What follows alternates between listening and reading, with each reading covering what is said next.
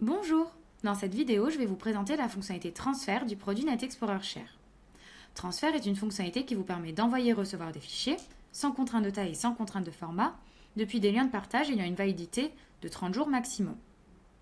Pour vous en servir, c'est très simple. Vous êtes sur la plateforme NetExplorer Share, vous avez la fonctionnalité transfert qui apparaît en haut à gauche, et le choix entre envoi et réception. Je souhaite envoyer des fichiers vers l'extérieur, je vais donc cliquer sur Nouvel envoi en haut à droite, une fenêtre apparaît, et c'est ici que je vais venir choisir les fichiers que je souhaite partager et configurer mon lien de partage. Les fichiers peuvent provenir de différents emplacements, soit de mon ordinateur, soit de mes portails, ou soit d'un provider externe type OneDrive, SharePoint, Google Drive, Box ou Dropbox. Concernant mes portails, une vidéo est dédiée à cette fonctionnalité, je vous invite donc à aller la consulter. Concernant les providers externes, je vous invite à vous rapprocher de votre administrateur afin de savoir quel service de stockage est activé sur votre plateforme. Je vais donc venir choisir un fichier qui est stocké sur mon ordinateur. Je peux également partager des dossiers ou glisser-déposer les fichiers directement ici. Je clique sur Ajouter des fichiers. Je choisis ici le fichier de mon choix. Et si par exemple je dois partager des fichiers qui viennent d'une autre source, c'est possible en cliquant sur les trois petits points ici. Je viens choisir par exemple SharePoint. Je clique sur Ajouter des fichiers. Et ici, je vais pouvoir choisir des fichiers qui sont stockés sur SharePoint. Ainsi, dans le même lien de partage, j'ai un fichier qui provient de mon ordinateur et un autre qui provient de SharePoint. Je vais pouvoir ensuite venir paramétrer mon lien de partage en choisissant si je souhaite l'envoyer via un email directement depuis la plateforme ou depuis un lien que je copierai dans mon presse-papier et que je devrais coller depuis une messagerie interne, depuis un email que je suis déjà en train de rédiger, etc. La finalité est la même, seulement si je décide de faire un partage par email, j'aurai une traçabilité plus accrue car nous aurons la possibilité de vous dire précisément l'identité de la personne qui télécharge les éléments, qui les regarde en aperçu, etc.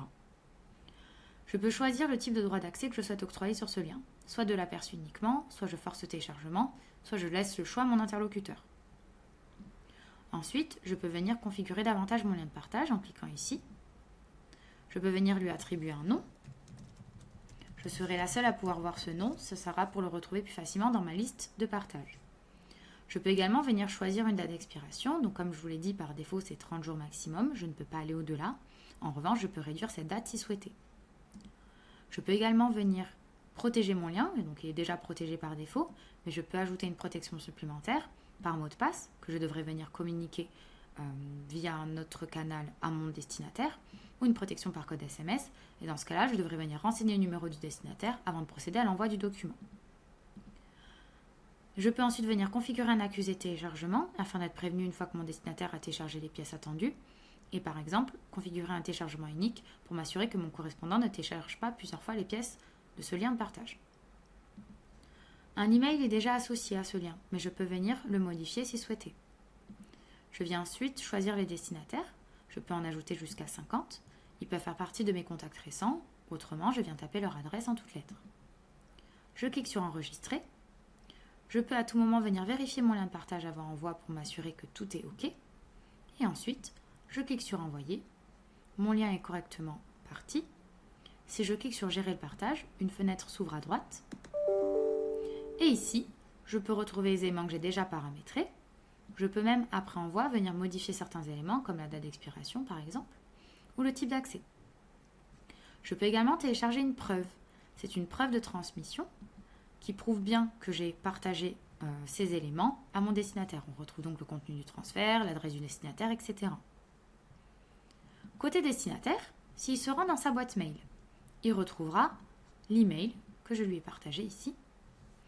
Il peut cliquer sur accéder au fichier et donc il accède bien au lien de partage avec la possibilité de venir consulter en ligne les éléments partagés ou venir les télécharger sur son poste si je lui en ai laissé l'autorisation. De mon côté, en tant qu'expéditeur, si je retourne dans ma fonctionnalité Envoi, ici, je retrouve mon lien que je viens d'effectuer.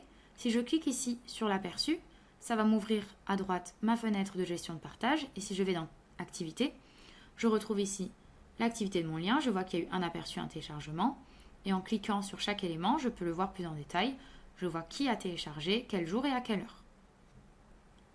Concernant la réception, si je souhaite recevoir des fichiers, je me rends ici dans Réception, je clique sur Nouvelle demande, et ici je vais pouvoir créer un dossier qui va me permettre de recevoir les éléments attendus de la part de mon correspondant. Je clique sur enregistrer. Je décide ici de partager par email ou par lien comme tout à l'heure. Je peux venir configurer mon dossier de collecte de documents en lui donnant un nom, une date d'expiration, une protection supplémentaire, etc. Je peux également me notifier des dépôts dans ce dossier afin d'être averti une fois que mon correspondant a déposé les pièces attendues. Ou également configurer une preuve de dépôt afin que mon correspondant soit alerté quand il a déposé les pièces attendues également. Pour l'exemple, je vais cliquer sur partager par lien. Je copie le lien, il est dans mon presse-papier. Je le colle et je l'ouvre dans une autre fenêtre. Et voici à quoi ressemble ma boîte de collecte de documents. C'est comme une boîte aux lettres, c'est-à-dire que le correspondant n'aura pas accès aux éléments déjà présents dans cette boîte. Il peut juste venir déposer les pièces attendues. Donc ajouter les fichiers au dossier que vous lui avez demandé. Il peut en ajouter autant que souhaité, car c'est encore une fois un lien sans contrainte de taille et sans contrainte de format. Une fois qu'il a sélectionné tous les éléments qu'il souhaite vous partager, il n'a plus qu'à cliquer sur transmettre. Les éléments seront scannés pour s'assurer qu'ils ne sont pas vérolés. On vous précise ensuite que les éléments ont bien été transmis. De votre côté, en tant que créateur de la boîte de collecte de documents, si vous allez sur votre plateforme dans réception, vous double-cliquez dans la boîte de collecte, vous retrouvez tous les éléments qui ont été partagés.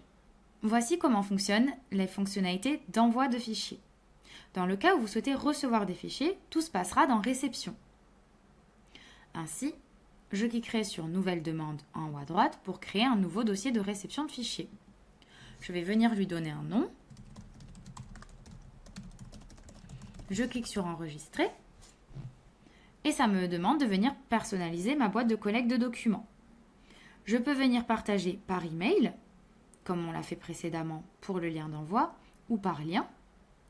Je peux venir configurer les paramètres de ma boîte de collecte de documents en lui donnant un nom, une date d'expiration, une protection supplémentaire. Je peux également me notifier des dépôts dans ce dossier. Ce qui voudra dire que je serai alerté par email une fois que mon correspondant a déposé les pièces attendues. Et je peux également venir configurer une preuve de dépôt. Afin d'alerter, je peux également configurer une preuve de dépôt. Ainsi, mon correspondant recevra un email qui lui confirmera qu'il a bien déposé les pièces attendues.